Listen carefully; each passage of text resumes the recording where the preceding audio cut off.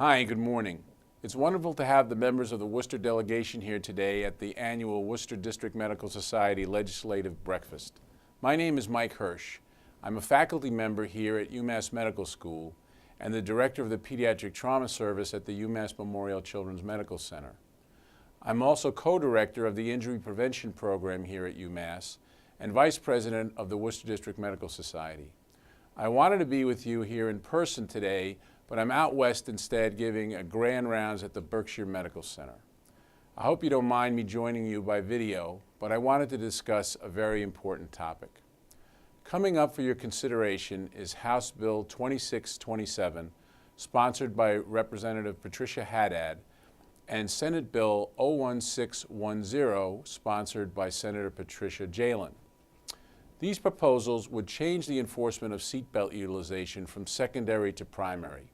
That change would allow police officers in the Commonwealth to stop and ticket a driver for failing to buckle up.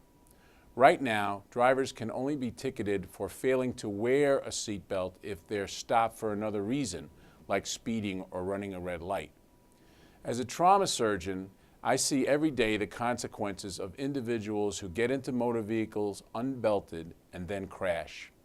If they survive such a crash, and that is a big if, particularly if they get ejected from their vehicle, they cause horrific injuries to themselves and others, both in their own vehicle and in other vehicles around them. The sad truth is that this mayhem is predictable and therefore eminently preventable. We know from the 30 states around the country that have passed primary seatbelt legislation that the percentage of motorists who buckle up rises to the high 80s and 90s, and in doing so, countless deaths and injuries are prevented. Massachusetts currently ranks 48th in the country when it comes to seatbelt utilization, superior only to Rhode Island and New Hampshire. So what can we reliably predict if you help us get primary seatbelt legislation passed? Number one, in 1 year, 20 to 50 lives will be saved.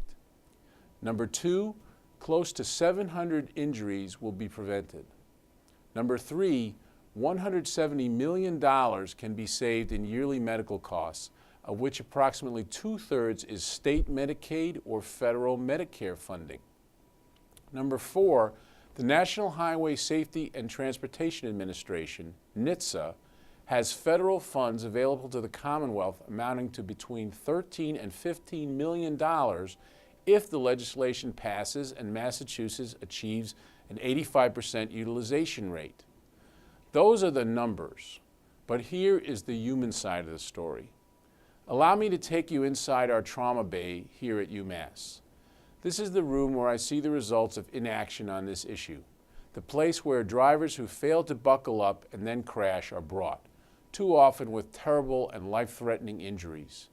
A short distance down the hall from here is this room. It is euphemistically called the Trauma Quiet Room. It is where the family of injured patients gather to hear the news about their loved ones. It may initially be quiet, but when the trauma surgeon comes in and delivers the bad news, the quiet is broken with sobs and anguished screams as grief-stricken families process the gravity of what they've just heard. When a patient has worn their seatbelt, the likelihood of having to give bad news is significantly lowered. That's why I wanted you to meet my friend and former patient, Christopher Dark. Chris is the survivor of a horrific motor vehicle crash. After a 6-week hospital stay and 8 surgeries, he went on to become an Eagle Scout, graduate high school, and matriculate into the Boston Architectural College to pursue his dream of becoming an architect. He has been a reliable and tireless worker in our injury prevention program because of the simple message he has come to believe in his heart, that in addition to the support of his wonderful family, he was able to do all of this because he made the decision to wear his seatbelt the night he crashed. Thanks, Dr. Hirsch. And to the members of the Worcester Legislative Delegation, thank you for taking the time to listen to us this morning. I really do believe the subject of primary seatbelt enforcement is a critical one. I speak from experience.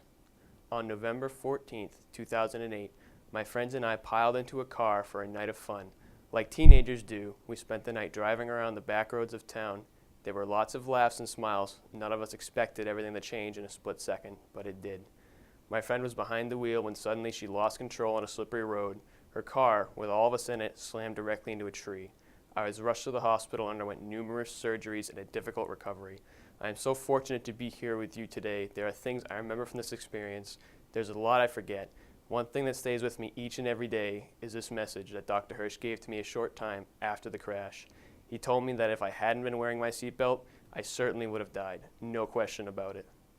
Too many teens my age think they are invincible. They don't realize that life can change in the blink of an eye. More than anything, I believe a primary enforcement seatbelt law would get kids to think and encourage them to buckle up. It will make our roads safer, and as Dr. Hirsch said earlier, it will save money. But most importantly, it will save lives. The time to make this happen is now. Thanks so much for your time today, Dr. Hirsch. I send it back to you.